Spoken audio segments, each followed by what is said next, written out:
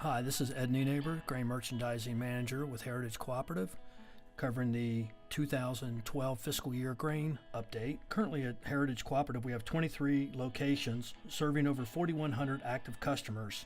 We currently have 24.2 million bushels of storage, 6 unit train houses, 8 single car rail houses, and 9 truck houses.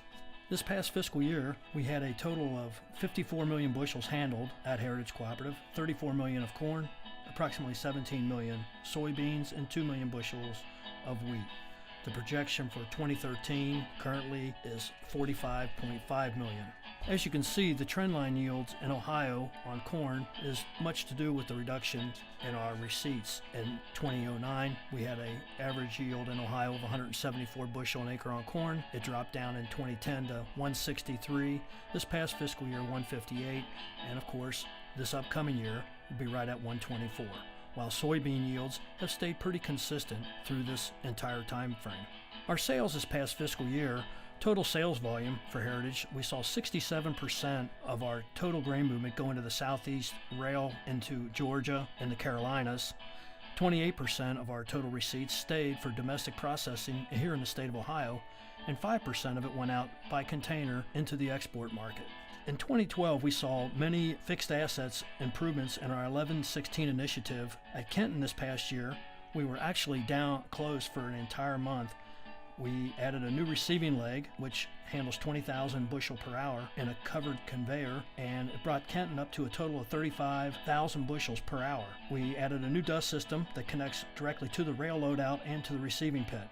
Additional track work and electrical upgrades at Kenton was one of our main projects and main focus in fiscal year 2012. Also at our Arlington house, we put a new receiving leg in and a superflow on the south house that brought Arlington's south house up to 15,000 bushel per hour. On the north house, we made upgrades at Arlington. We raised the leg and added more buckets, increasing the speed on the north house to about 7,500 bushel an hour. We also are handling the new special commodities, the Vista Gold soybeans at Arlington. At our Ada house, we added 250,000 bushel bin. We did electrical upgrade work and also put a new transformer in. We now have the ability to load 65 car unit trains on the short line railroad, the CF&E. We loaded our first unit train successfully back in May at Ada. We also saw the demolition of a feed mill, the old feed mill at Richwood, along with upgrades at Richwood on the receiving leg, which improved the safety and regulatory compliances at Richwood. In addition to Richwood, we did track repair at Upper Sandusky.